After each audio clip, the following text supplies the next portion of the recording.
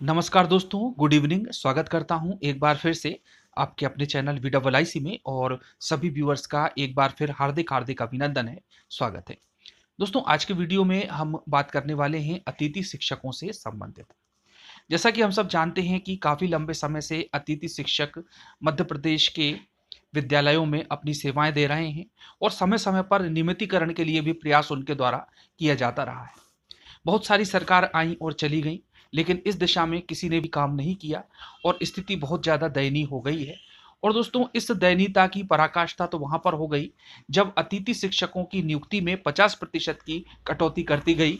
इसका मतलब ये है कि जो अतिथि शिक्षक पहले से लगे हुए थे, उनमें से भी काफ़ी संख्या में बाहर रहने वाले हैं और इस प्रकार से अन्य किसी कार्यों में अपना गुजारा कर रहे हैं और उनके द्वारा जीवन यापन कर रहे हैं। अब दोस्तों, एक और जानकारी ये है कि कुछ विषय ऐसे हैं जिन पर अतिथि शिक्षकों की नियुक्ति इस बार में नहीं किया जाना है और इससे काफ़ी कंडीशन खराब होती हुई प्रतीत होती है, न केवल मध्य प्रदेश के अतिथि शिक्षकों की, शिक्षा व्यवस्था की, बल्कि मध्य प्रदेश के आगे आने वाले समय में पूरी शिक्षा की पद्धति की, एक सिस्टम की। और दोस्तों, जहाँ पर एक राज्य अतिथि शिक्षकों को मानदेय दे रहा है और उनके इंक्रीमेंट में भी सुधार कर रहा है, उनका परसेंटेज बढ़ा रहा है, वहीं दूसरी तरफ मध्य प्रदेश में दयनीय स्थिति हो गई है शिक्षा व्यवस्था की।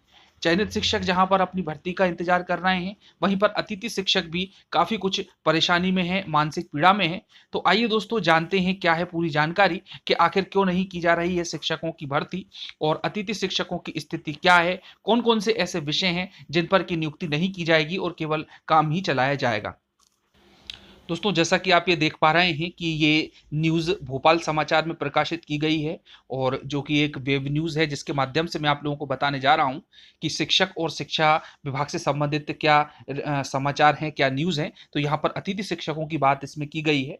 तो अतिथि शिक्षकों को तंग करने का सिलसिला इस साल भी जारी है। इस बार 50% उपस्थिति के नाम पर अतिथि शिक्षकों की भर्ती में 50% की कटौती कर दी गई है, जैसा मैंने बताया। पर आश्चर्यजनक बात इसमें दोस्तों ये है कि साइंस, हिंदी और संस्कृत जैसे विषयों के लिए शिक्षकों की भर्ती ही नहीं की जा रही। अब कारण पूछा जाता है तो अधिकारी कहते हैं कि गणित वाला टीचर विज्ञान पढ़ाएगा और हिंदी संस्कृत तो कोई भी पढ़ा सकता है। तो दोस्तों, आपने देखा कि अधिकारी होने के बाद भी इतना बेतुका सा जवाब दिया गया। यदि हम एक उदाहरण के रूप में लें और इनसे पूछें कि सुधाखंड हिंदी का शब्द है या संस्कृत का, तो पता चल जाएगा कि हिंदी और संस्कृत कितनी मुश्किल है। अब माध्यमिक विद्यालयों में अतिथि शिक्षकों की भर्ती 2 साल बाद शुरू हो रही है, लेकिन ऑनलाइन पोर्टल पर विज्ञान, संस्कृत और हिंदी विषय के पद प्रदर्शित नहीं किए गए। अब अधिकारियों का मानना है कि जब विद्यार्थियों की संख्या 50% रह गई, तो फिर अतिथि शिक्षकों की संख्या भी 50% होनी चाहिए। जहां तक विषयों की बात है, तो गणित विषय का शिक्षक छात्रों को कक्षा में विज्ञान पढ़ा पाएगा, तो हिंदी और संस्कृत किसी भी विषय का टीचर पढ़ा सकता है। बिल्कुल ठीक है, बिल्कुल पढ़ा सकता है। तो पूरे प्रदेश में एक अजीब सी स्थिति बन गई है। जिले के स्कूलों में ये शिक्षक जब अपने आवेदन देने के लिए पहुंचे, तो प्राचार्यों ने उनके आवेदन लेने से मना कर दिया। कहते हैं कि सरकार का खजाना खाली है, इसलिए शिक्षकों की भर्ती नहीं की जा रही। तो दोस्तों, इस खजाना खाली होने की बात तो शिवराज सिंह जी भी अपने मंच से कई बार कह चुके हैं कि चवन्नी भी नहीं है मेरे पास और खजाना खाली हो चुका है, अब मैं आगे कैसे कार्य करूंगा। तो इस प्रकार से दोस्तों दयनीय स्थिति हो रही है। लेकिन विधायकों के, सांसदों के वेतन भत्ते लगातार बढ़ाए जा रहे हैं, वहां पर खजाने का कोई भी जिक्र नहीं किया जा सकता और लगातार उनका खजाना भरा जा रहा है। चलिए आगे देखते हैं और आगे कहते हैं कि बच्चों को योग्य शिक्षक उपलब्ध कराना सरकार की संवैधानिक जिम्मेदारी है और शिक्षा के अधिकार अधिनियम के तहत विद्यार्थियों का मौलिक अधिकार है और सरकार किसी भी कारण से, चाहे कुछ भी हो जाए, बच्चों को शिक्षा से वंचित नहीं कर सकती। लेकिन आरटीई रूल का यहाँ लगातार उल्लंघन किया जा रहा है। तो दोस्तों, स्थिति ये हो चुकी है। चलिए, अब यहाँ तो बात हुई अतिथि शिक्षकों की नियुक्ति की। अब हरियाणा एक राज्य है जहां पर 11% वृद्धि की गई है अतिथि शिक्षकों के मानदेय की। और इस प्रकार से इसको यहाँ पर जोड़ना भी उचित होगा कि किस प्रकार से जहां पर एक राज्य अतिथि शिक्षकों को इतना महत्व प्रदान कर रहा है, शिक्षा व्यवस्था को महत्व प्रदान कर रहा है, वहीं दूसरी तरफ मध्य प्रदेश में स्थिति खराब है। तो नियुक्तियों में 50% की कटौती की मार झेल रहे मध्य प्रदेश की अतिथि शिक्षकों का दुख बढ़ाने वाली खबर है कि हरियाणा राज्य सरकार ने अपने अतिथि शिक्षकों को 11% का इंक्रीमेंट दिया है। यदि मध्य प्रदेश की कैटेगरी से तुलना की जाए तो प्राथमिक विद्यालयों के अतिथि शिक्षकों को 3500 से लेकर विषय के विशेषज्ञ अतिथि शिक्षकों को 4500 रुपए तक का इंक्रीमेंट लगाया गया है। उल्लेखनीय है कि मध्य प्रदेश में अतिथि शिक्षकों का अधिकतम वेतनमान 9000 रुपए के आसपास है।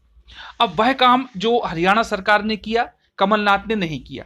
तो मुख्यमंत्री मनोहर लाल ने वर्ष 2018 में विधानसभा में बिल पारित कराते हुए अतिथि अध्यापकों की नौकरी 58 साल की उम्र तक सुनिश्चित कर दी थी। साथ ही पक्के कर्मचारियों की तर्ज पर साल में 2 बार महंगाई भत्ता देने की भी व्यवस्था की गई। तो दोस्तों यहां पर कमलनाथ का क्या है, वो तो 15 महीने की सरकार थी, लेकिन वर्तमान में तो बीजेपी है, उसे करना चाहिए। शिक्षा विभाग ने हर साल 1 जनवरी और 1 जुलाई को अतिथि अध्यापकों के मानदेय में वृद्धि की है और उसमें महंगाई भत्ता जोड़ने के निर्देश जारी किए हैं।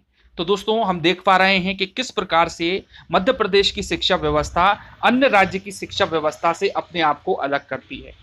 जहां पर परमानेंट शिक्षकों की ही नियुक्ति नहीं हो पा रही, 2 साल से लगातार आंदोलन कर रहे हैं, कोई सुनवाई नहीं है, वहीं पर अतिथि शिक्षकों को भी गवर्नमेंट के द्वारा बाहर कर दिया गया है।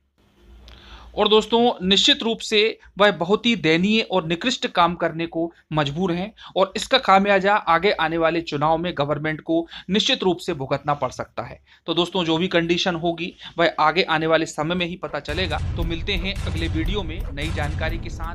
धन्यवाद। जय हिंद, जय भारत।